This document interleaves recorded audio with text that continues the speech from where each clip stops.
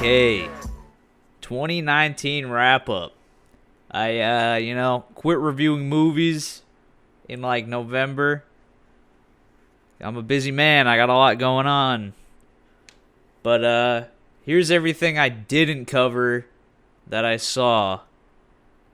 Summary of 2019, as most years go for movies, there's like 4 worth seeing and like 400 worth skipping. Yeah, let's start at the top here. All right. I'm just not in order of when I saw them. I mean, I could try, but let's see here. We'll throw the tomato scores and whatnot up as well. We've got Fourth versus Ferraro. This thing was alright. It was pretty good. The racing scenes were good. Everything else was kind of skippable. It's a decent story if you're into cars. What do we got? Yeah, I think that's probably a little bit high on both of these. But it's a seat if you want to. If you care about the story, there's probably a better documentary out there. All right, what do we got next? We got Dark Waters. I actually enjoyed this movie. It was pretty good. Mark Ruffalo is, I don't know. He's okay in this role. Once again, I think 90 that's too high. It's a good story though. It's definitely worth seeing. They could have toned it down on the gray blue filter a little bit. What we got next? Bombshell. This movie was pretty shitty. I do enjoy this directing style though. There's like some graphics and stuff. It's less of a maybe like a mockumentary, you might say, but I think it's pretty hard to give a shit about like uber wealthy millionaires who like, oh, I did sex with like a really gross fat guy to get my job. It's like you didn't have to do that. Next, 1917. Just saw this. I was not expecting this to be any good. War movies are sort of, I didn't like Dunkirk at all. That was the last one I saw. I was pretty disappointed in that. But this was pretty good. It's all done in like one shot, which I guess is, or like, one camera shot, which I guess is pretty cool. There's some sneaky edits though. I can spot them. I'm a film expert. Yeah, this thing was pretty good. This is definitely worth seeing. I think if you think you might like it, you'll probably like it. I think 90, 89 is a little bit much there. What's next? Honey Boy. So this movie I didn't know, but it's about Shia LaBeouf as a child and his alcoholic father.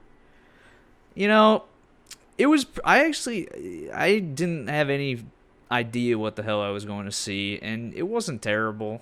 90, that's ridiculous. It's not a 90. What's up with the scores today? Jumanji. This thing was funny, actually. I enjoyed the first one though, but this might be Jack Black's last movie ever. You never know. He might kill himself or something. I don't know how he was doing. I know he's got a pretty popular YouTube channel. This was pretty funny. Worth seeing, maybe, if you like the first one. Knives Out. This, after watching it the first time, or I guess I didn't watch it twice, but after seeing it, I wasn't really, what's good about this movie? There's nothing really good about this. Daniel Craig's, like, Kentucky accent is fucking terrible. It takes you out of the movie the whole time.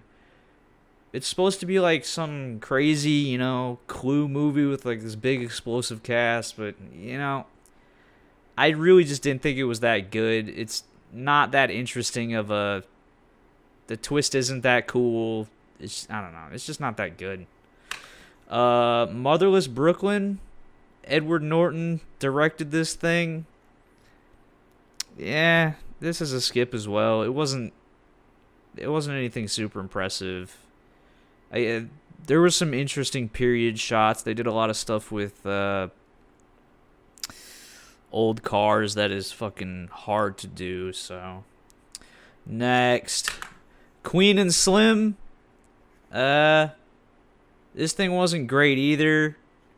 I thought it was really like they did such a bad job on setting everything up. It felt so forced, but it did have some good shots, some pretty interesting scenery, and some decent music. I don't agree with either of these. It should be lower on both of these. What the hell? People are just rating like crazy at the end of the year here. Next, we got Richard Jewell. This thing was pretty good. I enjoyed it. It's a good story, and a lot of people don't know it. So I think this is worth seeing if you want to know the story and how fucked up the government is. But we all know that. Let's say I'll probably agree with the tomato on this one. 96 is probably that's too high. It's not that good. Tom Hanks's Mr. Rogers movie. Again, it had some feel-good moments. 95 and 92, no, that's obscene. I get it, it's Tom Hanks. He's an old man. He's an old guy. He's been in a lot of movies. Okay, yeah, next. Uncut Gems, baby. Movie of the year. Sandman does it again. A24 can't lose, baby. I don't know. 92 is probably a bit much. Maybe this is a solid movie though. They don't make movies that kind of have this sort of interesting plot anymore. I think it's not really about anything specifically.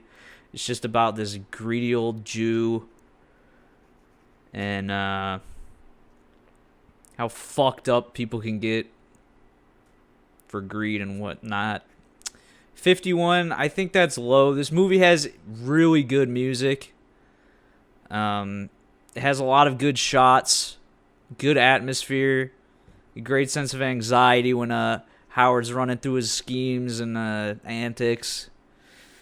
So, I think this thing is pretty good. I'm not going to say it's my actual movie of the year, but I really enjoyed it. I actually saw it twice. I think it held up both times.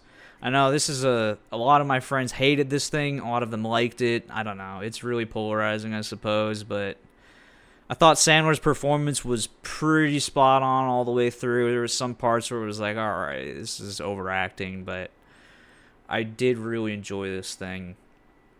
And I'm not sure what else I have to say about it. But I think that the ending was good.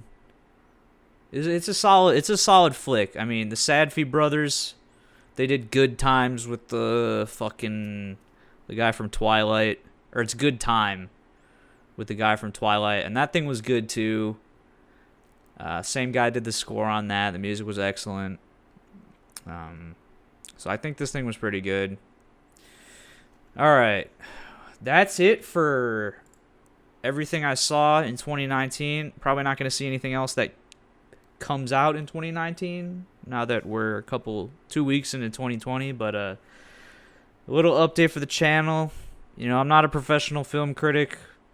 I don't know anything that I'm talking about. All of this is opinion.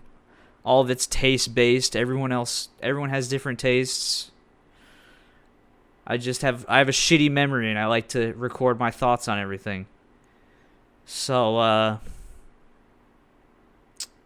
don't be insulted when you go see a movie I thought was good, that you thought sucks. Now we don't have the same taste. You might find out that, I don't like root beer, but I like Hawaiian pizza. So everybody's different.